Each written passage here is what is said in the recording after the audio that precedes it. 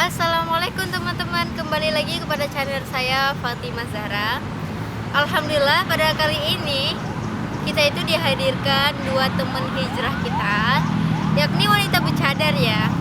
Kenapa sih orang itu pada mengatakan wanita bercadar itu adalah wanita hijrah, padahal yang tidak bercadar juga berhijrah gitu kan.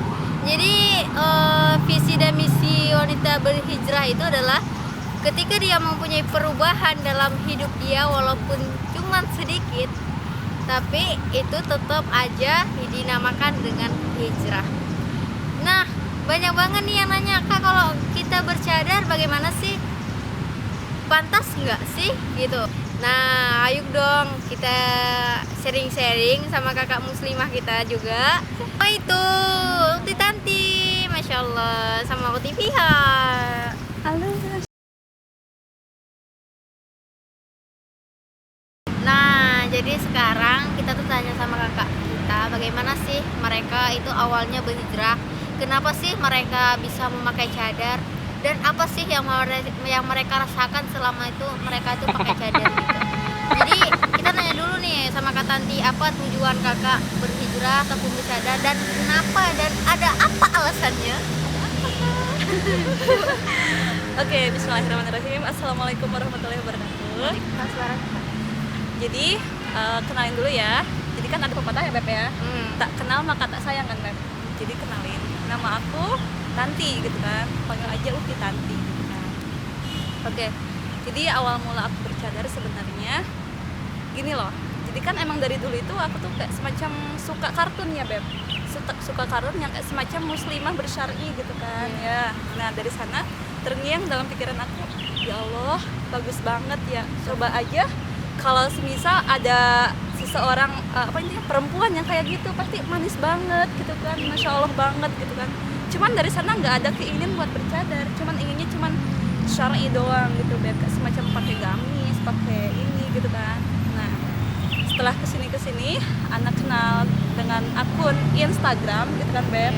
Dari sana kan kayak semacam anak lihat terinspirasi dong gitu dari kakak-kakak yang lebih awal pakai cadar gitu kan, kayak semacam ya Allah, Masya Allah banget gitu kan. Jadi tersentuh Beb hati anak Beb. Ya, termotivasi dari sana itu, ya Allah.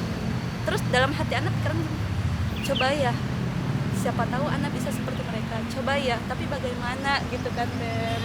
Karena pertama sebenarnya pakai cadar itu nggak segampang membalikan telapak tangan ya Beb ya. Iya betul. Pertama kita butuh izin orang tua, bener kan? Iya. Izin orang tua itu lebih utama gitu kan. Nah, dari sana ya anak coba dong memberanikan diri ya. Sebelumnya anak juga introspeksi dulu sebelumnya Beb ya, karena emang anak tahu gitu kan, anak itu belum cukup baik gitu Beb. Tapi dalam hati anak, kalau anak nunggu baik sampai kapan gitu kan? Sampai kapan ya teman-teman ya. Makanya anak memberanikan diri dari sana ya, bismillah. Bismillah dengan niatan ya karena Allah gitu kan, semoga semuanya dipermudah. Anak memberanikan diri ya buat pakai niqab gitu kan. Ceritanya anak itu lagi di perantauan karena termotivasi di perantauan ya. Nah, pas mau lebaran anak pulang, tapi dalam hati anak pengen pakai niqab gitu kan Beb. Pengen niqab Beb. Dari sana anak memberanikan diri, dalam bis anak pakai niqab, ke rumah pakai niqab. Tapi orang tua ya mungkin ada sih dalam pikirannya, kok kenapa nih anak kayak gini gitu kan, kok kenapa nih penampilannya kayak gini gitu kan. Akhirnya orang tua juga bertanya, kenapa kamu sekarang pakai niqab gitu kan, ada apa katanya. Aku bilang, mah doain ya mah, katakan semoga aku istiqomah lah dengan niatan aku ingin berniqab. Intinya aku tidak mau bertabarruj gitu kan, karena itu tidak baik gitu. Memang sih awal mulanya juga orang tua tidak mengizinkan ya, Masya Allah banget lah pokoknya. Itu memang sih bener ya, bikin hati anak itu sakit Beb sebenarnya Beb ya, tapi mau gimana lagi ya, namanya juga orang tua. Tapi alhamdulillah ya, ketika emang niatan anak itu emang bener-bener komitmen lah Beb ya. Intinya ya semoga ya Allah permudah semuanya gitu kan. Akhirnya meskipun orang tua agak sedikit melarang gitu kan, tapi emang niatan anak emang kekeh gitu kan. Intinya ya komitmen ya Beb ya. Iya. Mungkin ya Tetap di niat yang awal gitu tetap pada niat awal, komitmen gitu. Akhirnya ya udah deh, perlahan mungkin ya orang tua juga semakin menilai, oh mungkin anak ini sungguh-sungguh, bukan main-main gitu kan. Karena orang tua anak juga bilang gini, mama itu atau ibu itu sayang sama kamu sebenarnya. Mama itu nggak mau kamu sampai dicela sama orang-orang gitu. Karena kan banyak banget ya yang kayak semacam aduh orang bercadar itu teroris, aduh orang bercadar itu aliran sesat gitu Beb ya. Nah, orang tua itu nggak mau, sebenarnya khawatir, bukannya melarang kita buat berbuat baik, tapi khawatir, takut anaknya dicemoohkan, takut anaknya ya diomongin lah sama orang lain gitu. Tapi ya alhamdulillah ya lama kelamaan, selang beberapa bulan ya, alhamdulillah orang tua mendukung gitu. Nah, dari sana alhamdulillah anak juga senang banget ya, karena yang anak inginkan pada awalnya emang izin orang tua gitu, izin orang tua dulu deh, baru anak bisa fokus sama hijrah anak.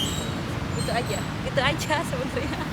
Ya, terima kasih ya buat Uti Tanti ya, karena udah sharing tentang pengalaman dia awal-awal hijrah dia, dan niatnya itu memang karena Allah gitu.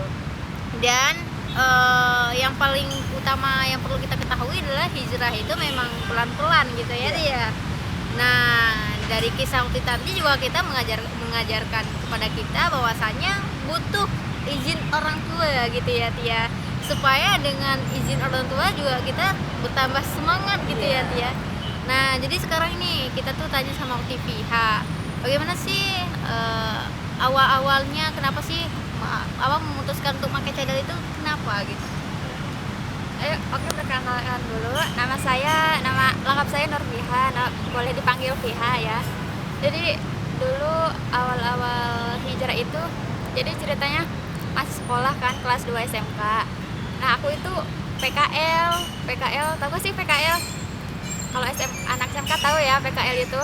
Nah, ceritanya itu PKL di di Labuan. Nah, Labuan itu kayak semacam wilayah anak-anak santri gitu loh ya. Nah, ceritanya singkat cerita, aku sama teman-teman ya pergi ke tempat PKL itu jam 6 pagi lah gitu ya. Terus aku di depan nungguin kan, karena si gerbang tempat PKL-nya itu belum dibuka gitu loh. Jadi aku nungguin di haltenya gitu loh. Terus nggak lama kemudian ada seorang perempuan memakai serba hitam, tapi dia kerudungnya pink kalau nggak salah. Terus dia bersyari tahu. Terus aku kayak bilang, loh dia cantik banget, dia putih gitu loh ya, putih. Kataku, mana pakaiannya tertutup gitu kan, pakai kaos kaki, pakai handsock gitu ya. Terus aku kayak mikir, itu cewek cantik putih aja tertutup, nah aku yang burik ini kok masih terbuka gitu loh ya, ini ya masih membuka aurat. Nah, dari situ aku masya Allah ya, mungkin hidayah Allah itu nggak ada yang tahu ya. Mungkin dapat hidayah dari seorang akhwat yang cantik gitu, yang menutup aurat. Nah, dari situ anak pulang PKL itu langsung nyari Shopee, tahu, langsung buka Shopee, kata anak buat beli handsock ya. Nah, saya cerita lagi, itu kan udah datang kan handsocknya kan. Terus tuh kan dipakai ke tempat PKL. Kata teman aku, itu katanya kamu mau ke sawah ya, katanya pakai ini katanya gitu. Anak tuh ya udahlah, ya ini mau ke sawah kata anak gitu kan. Terus udah anak pulang ke rumah. Nah, anak itu jujur pertama awal hijrah 1 sampai 4 bulan itu masih pacaran tahu. Sama demi Allah sama sekali nggak kepikiran kalau hijrah itu harus ibaratnya gak boleh punya pacar gitu loh ya. Hijrah selama 4 bulan itu aku masih pacaran tahu. Pas aku scroll di Facebook ya, orang hijrah itu harus kayak gimana gitu loh. Di situ tertulis katanya hijrah tapi pacaran. Nah, di situ gimana ya, termotivasi gitu buat mutusin pacar. Ya Allah, aku selama ini hijrah tapi pacaran gitu loh ya. Kayak gitu aku langsung ya Allah gitu. Masih percaya aja dengan pacaran Islami ya. Iya gitu ya. Jujur anak pacaran itu berapa ya, 1 bulan lagi mau 4 tahun tahu sama pacaran ya. Anak lebih memilih menggebu-gebu pengen hijrah. Terus anak mutusin dia. Si akhwatnya si ikhwannya ini nggak mau. Nah, dia nggak mau putus dari anak, berhubung keinginan dan tekad anak pengen hijrah karena Allah ya lebih besar daripada pengen pacaran, ya udah anak nggak peduli, anak putusin aja gitu ya kan.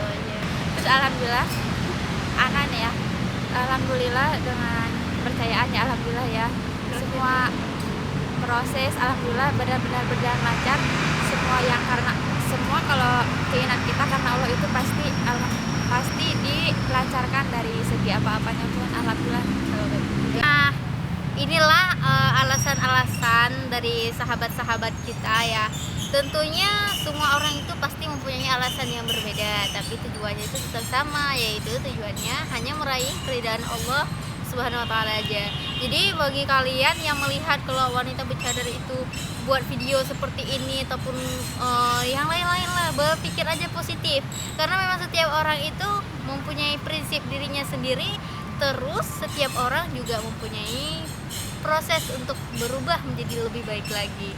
Berdoa saja semoga orang-orang yang udah berhijrah untuk menjadi lebih baik daripada yang dulu, semoga mereka tuh istiqomah dengan niatnya.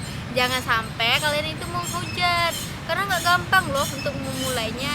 Mungkin kalian bilang, dasar gitu, wanita bercadar tapi nggak sesuai dengan akhlaknya. Tapi nggak semudah itu loh teman-teman. Kita kan dengar juga ya dari cerita teman-teman ini berjuang itu dari awal sampai ada yang hina, sampai ada yang maki juga ya kan? Betul nggak sih? Ya. Jadi memang semua itu butuh proses. Jadi kita harus menghargai hijrahnya seseorang. Semoga orang-orang tersebut istiqomah dan demi Allah, dan insya Allah kita bertemu kembali. Jadi sampai sini aja kita sharing-sharingnya tentang pengalaman hijrah teman-teman kita. Jadi buat kalian semangat ya, yang baru mau mulai, yang sudah memulai, dan yang sudah istiqomah, Masya Allah, doakan kami semoga kami juga istiqomah. Amin Allahumma amin. Masya Allah. Kami tutup. Wabillahi taufiq wa hidayah. Wassalamualaikum warahmatullahi wabarakatuh.